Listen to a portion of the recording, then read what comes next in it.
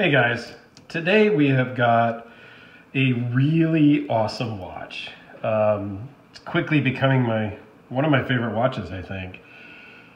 I am really impressed with this one. So this is the Hamilton Pilot Day Date. So let's just jump right into the specs real quick and blow through that because I want to do some comparisons and some stuff I kind of came to mind when this watch came in. So it is a 42 millimeter case with a 47.5-inch lug-to-lug, with the center end links kind of stick out a little bit, so that really lug-to-lug is a little bit different, but it folds down, really easy and is so comfortable. Lug width is 20 mil, that tapers down to 18. 11 millimeters thick to the top of this slightly domed sapphire crystal. 100-meter water resistant. It is just a push-pull crown, so it does not a screw-down crown, which is cool. I realized that after I was unscrewing the crown for a minute, trying to set it when it came in the other day. It weighs in at 156 grams, or 5.5 ounces. And it has the Hamilton caliber H40 movement, which actually has an 80-hour power reserve, which is awesome.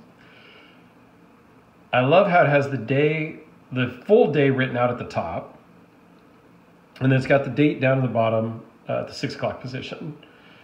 And it is just a really wild, classy looking watch. It's just so legible. It has a signed crown, and it has a really cool display case back, which I like. I mean, it's kind of silly, I guess, at some points. And this case back actually screws down. It doesn't screw in like a normal screw down, but it has 4 screws that actually hold it down. The display case backs are a little bit kind of goofy because when you're wearing it, you're not looking at that, but I appreciate that, actually. It has a really nice milled out clasp that's signed here and here in the cutout, but it works really great and is super comfortable. So let me throw it on my wrist here and give you a quick wrist shot, and then we'll talk about some comparisons with some other watches that I have out on the table. So here it is on my 7.25-inch wrist, and it's just, you can read it from a mile away. I really, really like it. So in getting this, it's a 42 millimeter watch. Well, what else is 42 millimeters? This Casio Pro Trek. Looks about the same. But what else is 42? The Seiko SKX. And what I started noticing is, while the case size is 42 on both of these, the dial view is much smaller on the SKX. That's why I was always kind of blown away by just realizing things sometimes, that it's not all about the case size, but about the dial size. And I don't know, we don't really talk about that dial size that much, but if we measure this one, the dial itself is about 30 millimeters. And if we try to measure this one, which is a little bit tougher because it doesn't really have a little seam there like the SKX one did, you're at like 39 millimeters, 38 millimeter for the dial. So it's just interesting. It's the same size watch case, but the dial is just so much bigger because it doesn't have the rotating bezel, and there's a lot of reasons. I'm not saying it's good or bad. It was just interesting to me. And I think I really noticed it when I hold it up against the Tuna, which is a 42 millimeter on the Hamilton and a 49 millimeter total case size on the Tuna. But the dial size on the Tuna is 31. So it's really about the same size as this guy's dial. Even though it's a much bigger case, the dial isn't much bigger. And while this is a much bigger case by 7 mil, the dial is about 7 mil smaller. I don't know, and maybe everybody knows that, and I'm just the guy that just had that epiphany. I don't know. But it is, I don't know. I can't say enough about it. Let's give you some close-ups here of the bracelet because it's just such a beautiful bracelet. And it wears really well. It's very comfortable. I wore it all day today.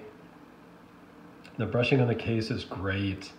I got this used from my very good friend Random Rob here on YouTube. And the day he got it, I was like, damn, that's just a beautiful watch. And I kind of looked at them and saw how much they were and whatnot. And then he had mentioned that he was going to sell his at some point. So I kind of held off. And when he finally did announce that he was selling, I jumped right on it. I'm like, dude, I'll take it. Like, I don't even think I asked how much it was before I told him I would take it. So, and I'm really glad that I did. So let me give you a loom shot. Let me just pull a couple of things out here too so you can see them all.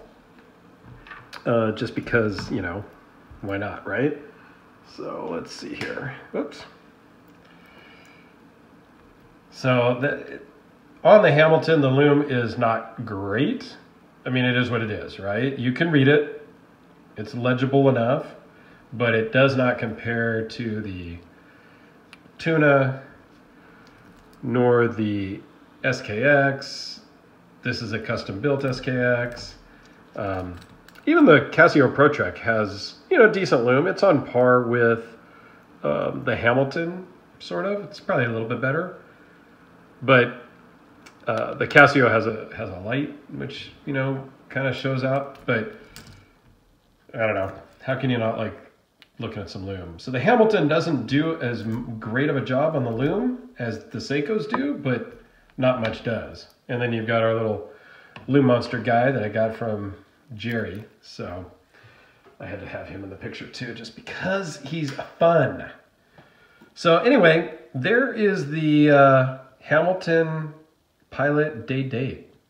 Just a really classy watch that has made me start to rethink some of the ones in my collection. You know, for this, like this one, for instance. I don't know. I may sell a couple things off now that I've got this guy, just because he kind of checks some of the boxes and fills some voids and is just so comfortable to wear. I don't know. There may be a little bit of a shift coming in my collection. We'll see. Anyway, thanks for watching, everybody. I greatly appreciate it. And have a great day, and we'll see you on the next one.